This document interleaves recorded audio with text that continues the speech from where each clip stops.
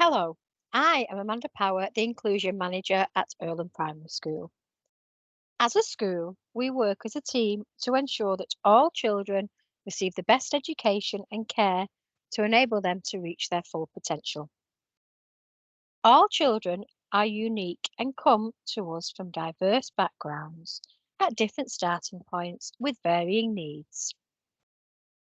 As the Inclusion Manager, my responsibility is to oversee that the diverse learners in our school have access to the resources they need in order for them to be the best that they can be. These resources may be available in the existing school provision or through external provision. The diverse needs of our school community come in many forms. We have children with disabilities, special educational needs, children who currently don't speak English or have English as a second language, and children from varying cultures, lifestyles, and family styles. Under the umbrella of Inclusion Manager, the responsibility consists of SENCO, Special Educational Needs Coordinator, Ethnic Minorities and Traveller Coordinator, Medical Needs Coordinator, Designated Teacher for Children in Care, a member of the safeguarding team, school's early help link teacher, and mental health lead. A vital part of this role is having strong links with multi agency professionals, liaising with numerous people to create a multi agency approach, to identify and support needs of individuals in the most effective way. The ongoing lines of communication takes the form of organising and attending meetings, telephone conversations, sending and replying to emails, and sharing information by completing forms, providing reports, and other written documents. The following slides look at each aspect of inclusion and the different professional agencies that link with each area. Some may overlap areas to provide different forms of support.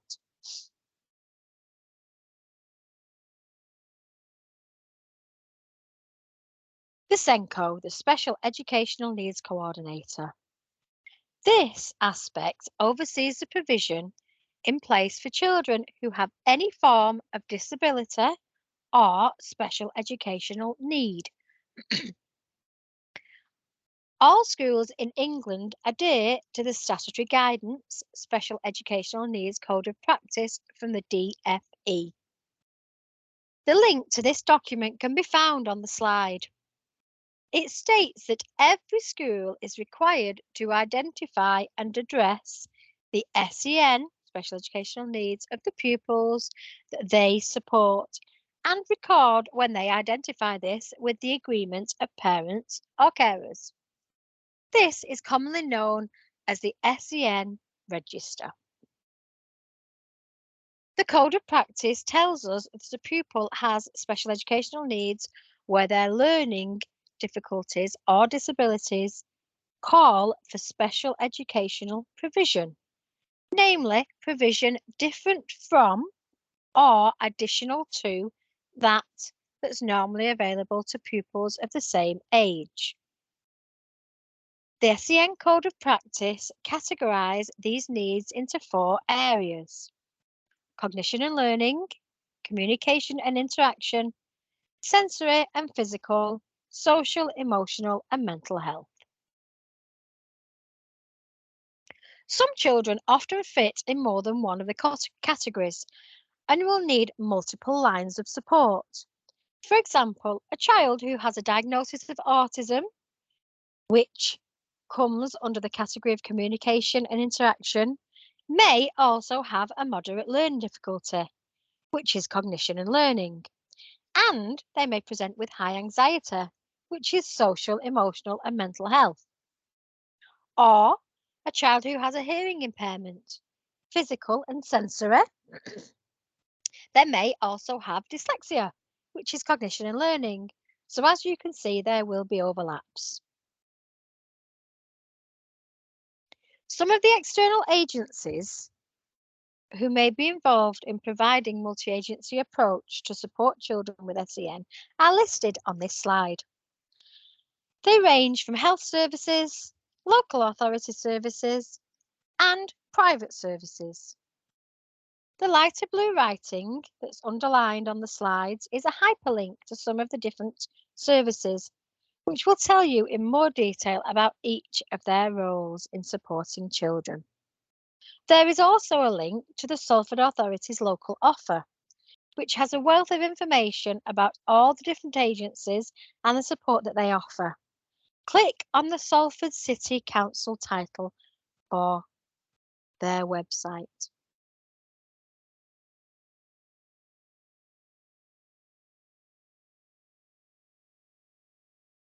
The support and provision that is provided comes in a variety of forms, depending on the needs of the individual child.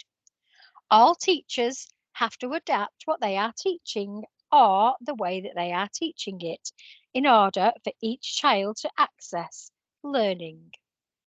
This enables all children to learn with the rest of the class at the appropriate level. This is also known as differentiation. We are fortunate at Irlam Primary School to have additional adult teaching assistants who can support in small groups, in class, or as an intervention out of class, as well as adult support that can offer one-to-one support focusing on individual targets or specific basic skills individuals are finding difficult. There are also resources that can be provided, such as specific environmental equipment, visuals, learning packs, technology such as laptops, tablets and Chromebooks, and our new reading pens, as well as much more. A vital part of the process of support for children in education is monitoring and assessment. Most children on the SEN register have an individual education plan, an IEP. These have specific achievement and measurable targets stated on them. These targets are worked on regularly and monitored by the class teacher. Each term, the IEPs are reviewed. Parents or carers, along with pupils, are invited to a review meeting to discuss the progress and collaboratively create and set targets for the next term. A copy of the IEP is given to parents, the class teacher, and the SENCO. As well as the IEPs, the children's attainment and progress is recorded and monitored on a tracking and progress programme, just like all the other pupils in the school. However, for those children working significantly below age-related expectations, their English, maths and communication development is tracked in targets or objectives from an SEN toolkit. These have specific targets that are more broken down and more basic to a more basic achievable level for individual needs. This enables small steps of progress to be made rather than children continually working towards the different aspects of one larger target. There are also the use of assess, plan, do review sheets to ensure the correct provision is in place to support progress. As stated earlier, all children on the SEN register have various needs. Some are working at age-related expectations as their needs require additional or different support for reasons beyond cognition and learning. Children with social, emotional, mental health or physical sensory needs who are achieving academically still need to be included on the register, as without their needs being supported, their attainment and ability to reach their full potential will be affected. They may still have an IEP or an assess, plan, do review sheet in place, but the targets on this will be more specific to their needs. which may be around social skills, emotional skills, or behaviour.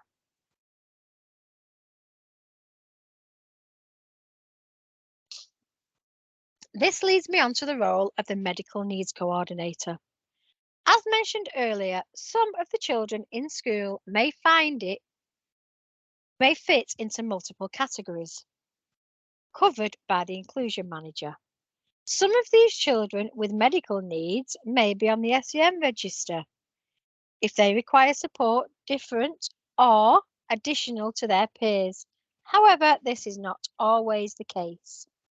The role of the coordinator here is to oversee that all relevant information regarding the medical conditions is gathered from parents or carers. This is implemented into a medical care plan and shared with all relevant staff in school. The care plan is reviewed and updated regularly. For all pupils with medical needs, it is ensure that a good line of communication is in place with specialist medical teams who are involved with the pupil, i.e., the diabetic team, cystic fibrosis team, paediatric cardiology, to name just a few. Often, a member of the team will come into school to advise staff on specific procedures or equipment connected to the condition. For more information around the medical needs, please refer to the school medical policy, which can be found on the website. Next, the role of the ethnic minority and travel coordinator. This category oversees the needs of children who may be new to England and do not know the language or have English as an additional language. They may be of Gypsy Roma traveller heritage or have asylum or refugee status. Many new arrival pupils need a lot of emotional and language support so that they can settle down in the new school environment and become effective learners in as short a time as possible. They may be facing cultural shock, emotional issues, and economic difficulties, as well as trying to learn a new language. Most children and families won't be familiar with the requirements of the national curriculum.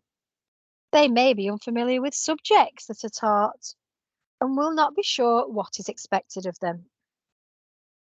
Some children may have their schooling experience interrupted or may have never been to school before, so they wouldn't have any knowledge of school routines.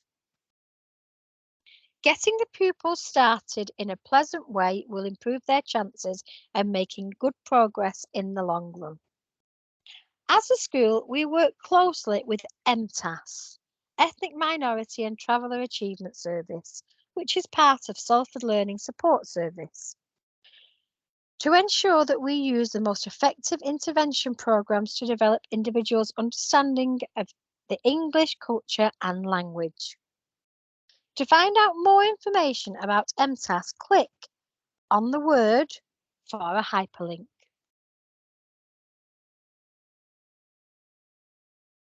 To raise awareness of cultural diversity with our children, every year the whole school celebrate Culture Week. We have found that children with different cultures or from different countries really enjoy helping their peers to learn about their way of living.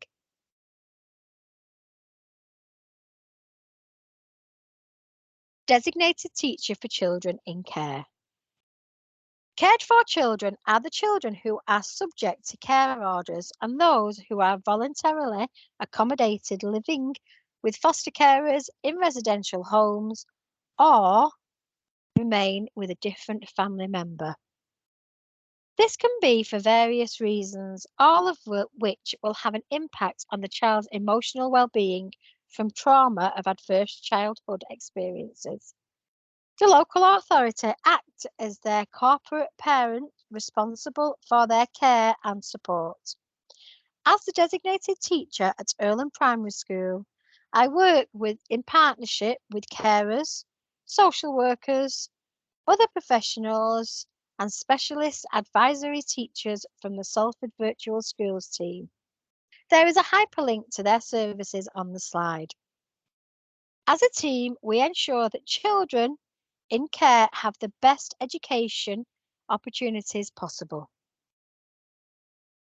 The role includes attending various meetings each term, creating and reviewing PEPs, which is personal education plans. Again, there's a hyperlink on the slide, and liaising with professionals. Some cared for children may also have some special educational needs, medical needs, or ethnic minorities or traveller heritage. Safeguarding.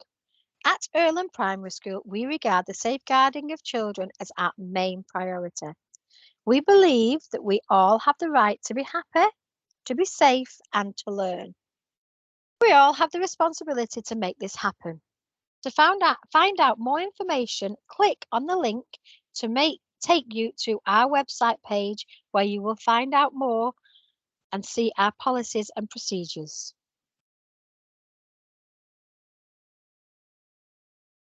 School Early Help Link Teacher. I work with Salford Family Partnership, who have various teams to support families in matters such as housing, finance and benefits, employment and skills, education and training, support for parents, and many more teams. As a school, we can complete early help assessments with families if needed so that a pathway is created to the most appropriate services.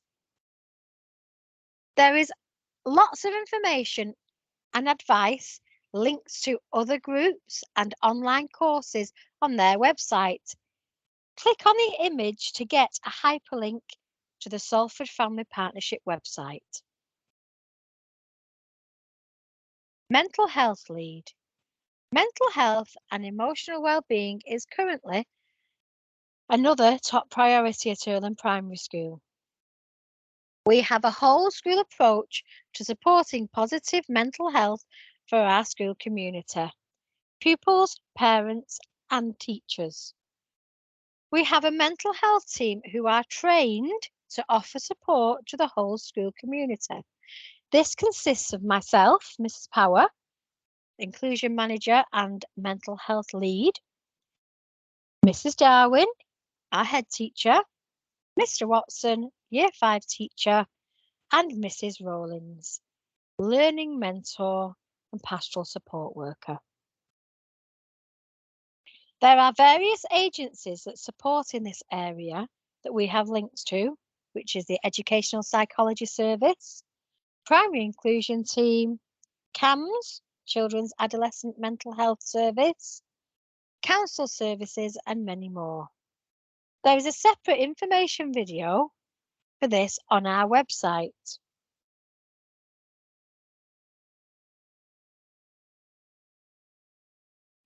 At Irlam Primary School, we aim to give every child the opportunity to succeed and reach their potential.